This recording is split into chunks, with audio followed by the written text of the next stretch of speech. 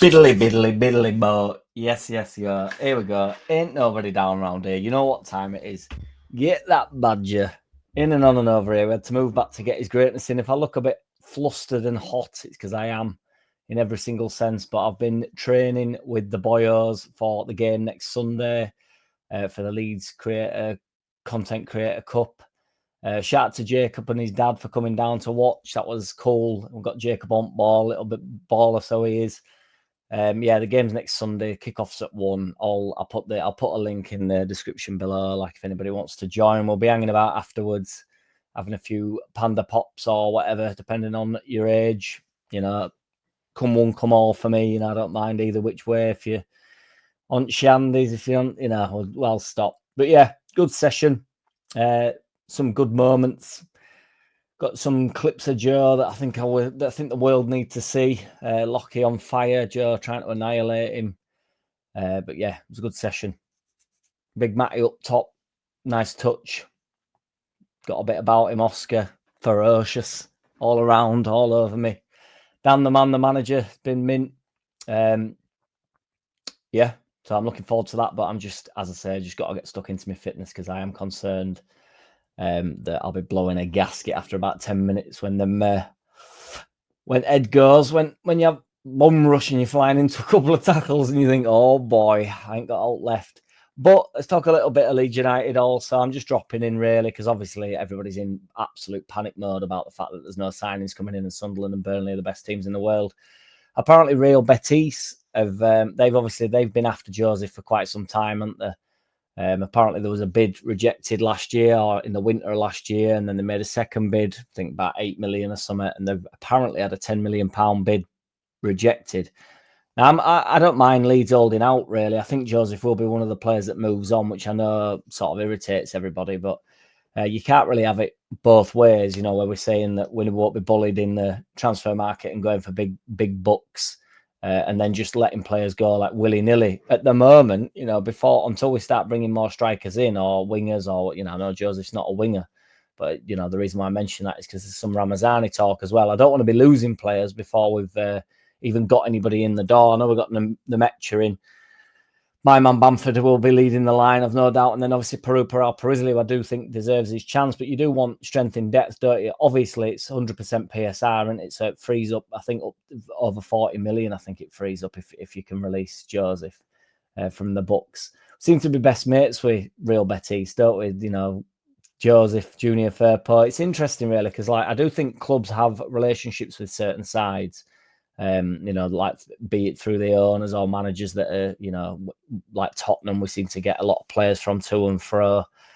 All promise with Joseph, you know, I think he did get his opportunity last year in the Championship. You know, he started 10, 11 games or something over the season, but the initial, he chose him to be the number 9, and then he just didn't quite hit the ground running. And ultimately, Perizzi were coming off at bench and getting the goals when he was playing well. And ultimately, if you're number 9 and you're up top, it's the goals that are important, isn't it? So what are your thoughts on Joseph's time at the club? I do think he will be moved on.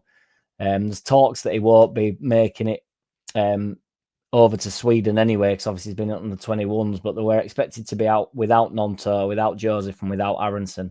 Aronson's been away with America, sitting on bench.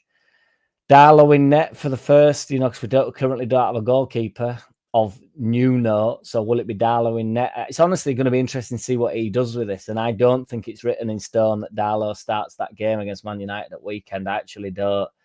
You'd imagine that all get plenty of game time. But when it comes to the keeper, I do think it's interesting.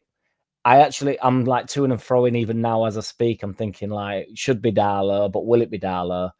Will he be having another look at Mez? I don't know at this point. It's the Wild West in net. But I do think we're bringing the keeper in. Obviously been linked to a couple. We're losing out to players. Apparently Villa have nicked or planning on nicking one at keepers and stuff that we've been linked with. It's a struggle to bring players in, isn't it? You know, that's why I'm not too fussed about what Sunderland are doing, just because they are throwing the money around, which is absolutely fine. But if we want to be calculated and get sort of 7 or 8 bodies in, which it's looking, you know, we're not a million miles away from doing that anyway with the signings we've got. You know, you only need to add a few more, and we're back into that. If Harrison were to come back, you know, that's an extra body. So, I mean, I just don't want to be losing out on players. It's always exciting to see the new players. in pre-season. And just to absolutely reiterate and remind everybody, we do have some new players to look at, so it will be interesting in that front. Obviously, you want your Longstaffs, don't you? Your landmarkers, that I'm team Longstaff out of, but you want players that come in and really exciting. But we're building from the back out in with a view to go forward. Apparently, Ramazani is been linked with Rangers, which will send everybody into absolute oblivion. I mean, as it stands, he will be a massive part of Farke's plans, won't he, at the moment? I mean, how can he not be? We currently, we've lost Solomon. Ramazani has his huge fans at the club as a fan base. People seem to really like Ramazani, which is absolutely fine. I think he's got some brilliant moments in him. And I loved him in that sort of 8-game spell he had before he got injured. He looked on fire, but ultimately Farke got the job done.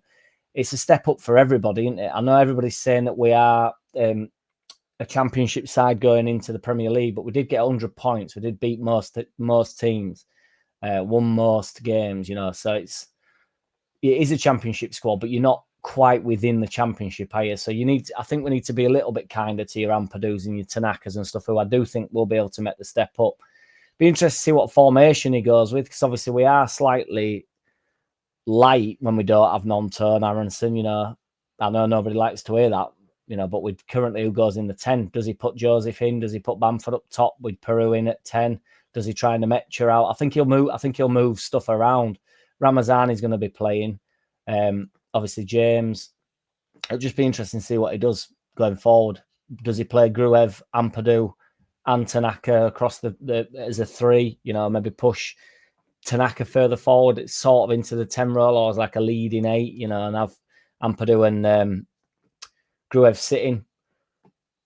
We don't know, do we? But I do think it'd be interesting. I really want to try and keep the energy going, the reprise. Is it a reprise? But I don't want to be getting down in the dumps when we haven't kicked a game yet. We haven't kicked a ball in anger yet, or played even a minute of a friendly game. So, by come Sunday, we'll know a little bit more, won't we, when those boys are embarrassing themselves on pitch. But as it stands, in competition with nobody else, I don't like the idea of losing out on players to other teams, obviously. But if people are putting dummy money down, or Aston Villa come calling, these players are going to want to go there, aren't they? So it's just something that we're going to have to address.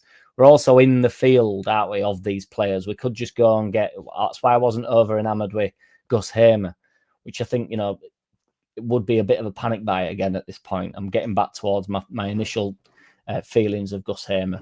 I like him. He's a decent footballer, but I don't want to sign a load of players from the Championship. I want people like Longstaff, real competitive Premier League footballers, and then we go from there. Big units, big strong blokes that really want to get us cemented in that 10th spot that I think we should be aiming for. Aim for 11th, finish 15th. That's where I'm at. But yeah, shout out to each and every which one of you. Keep liking, keep subscribing. I appreciate you all. I'll be dropping a couple of videos tomorrow. I might do a shit vid and then I'll go live tomorrow night. I think just chat some shit. I might see if I can get Lockie on, or Luke, or see what Joe's doing. So yeah, take it easy, everybody. In a bit. Peace.